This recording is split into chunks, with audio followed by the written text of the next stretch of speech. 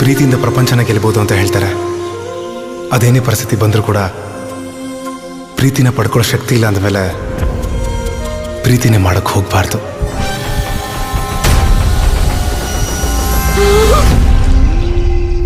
ನಿಮ್ಮ ಪ್ರೀತಿ ಪ್ರೇಮ ಪ್ರಣಯದ ಬಗ್ಗೆ ಹೇಳೋ ಇಂಟ್ರೆಸ್ಟ್ ಇದ್ರೆ ಹೇಳಿ, ಇಲ್ಲಾಂದ್ರೆ ನಂದೇ ಹಳೇ 3 ಲವ್ ಸ್ಟೋರಿ ಇದೆ, ನಾನು ಹೇಳ್ಬಿಡ್ಲಾ? ಹೇ ಪರವಾಗಿಲ್ಲ.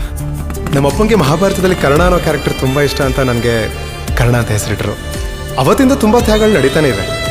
ಯಾಕೋ ನಿಮ್ಮನ್ನು ನೋಡಿದಾಗಿಂದ ತ್ಯಾಗ ಅನ್ನೋ ಪದನ ಮರಿಬೇಕು ಅಂತ ಅನಿಸ್ತಾ ಇದೆ. ನನ್ನ ಬಗ್ಗೆ ಏನೂ ಕೇಳಲೇ ಇಲ್ಲ. ಹಳೆ ನೆನಪಲ್ಲಿ ಹಾಳಾಗೋದಕ್ಕಿಂತ ಹೊಸ ಕನ್ಸಲ್ಲಿ ಬದುಕೋಣ ಅಂತ ಅಷ್ಟೆ. ಈಗ ವ್ಯಾಪಾರದ ಮಧ್ಯೆ ಇರೋರಿಗೆ ದಳ್ಳಾಳಿ ಅಂತಾರೆ, ಅದೇ ರೀತಿ ಪ್ರೀತಿ ಮಧ್ಯೆ ಇರೋರಿಗೆ ಪಾರಿವಾಳ ಅಂತ ತಾನೇ ಕರೀತಾರೆ. ನಿಮ್ಗೆ ಅವಾಗ ಅಷ್ಟು ಜನರು ಹುಡುಗಿರ ಮಧ್ಯೆ ಅಮ್ಮನೇ ಯಾಕೆ ಇಷ್ಟ ಆದ್ರು? ಅದೊಂಥರ ಸ್ಪೆಷಲ್ ಫೀಲಿಂಗ್ಸ್ ಕಣ. ನಿಮ್ಗೇನೂ ಆಗದೆ ಇರಲಿ ಅಂತ ಶ್ರೀರಕ್ಷೆ. ಓ, ಶ್ರೀರಕ್ಷೆನಾ ಅಥವಾ ತಾಳಿ ಕಟ್ಟಕ್ಕೆ ಪ್ರಾಕ್ಟೀಸ್ ಮಾಡ್ತಿದ್ಯಾ?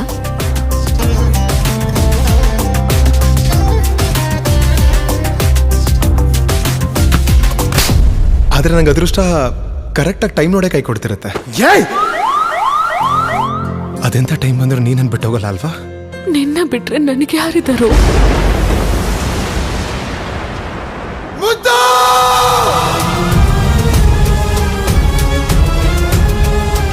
ಅವಳು ಪ್ರೀತಿಗಿಂತ ನಿನ್ನ ಬ್ಯಾಕ್ಗ್ರೌಂಡ್ ನೋಡಿದಳಷ್ಟೇ. ಯಾರ್ದೋ ತಪ್ಪಿಗೆ ನಾನೇ ತಪ್ಪು ಮಾಡ್ಬಿಟ್ಟೆ ಅಂಕಲ್. ಡಿಸ್ಚಾರ್ಜ್ ಒಂದು ರಿಕ್ವೆಸ್ಟ್ ಮಾಡೋದಕ್ಕೆ ಸಾಧ್ಯನೇ ಇಲ್ಲ.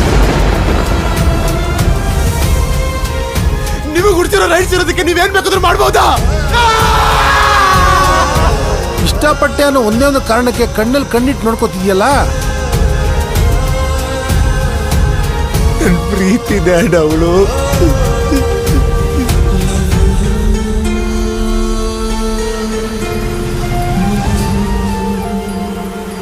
ಪ್ರತಿಯೊಂದು ಕತೆಗೂ ಶಕ್ತಿ ಇರುತ್ತೆ, ಕೇಳಿಸ್ಕೊಳ್ಳೋ ಕಿವಿ ಮುಖ್ಯ ಅಷ್ಟೇ. Love you Muthu.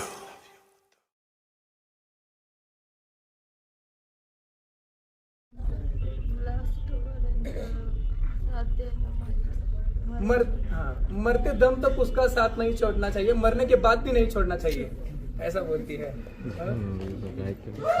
Thank you.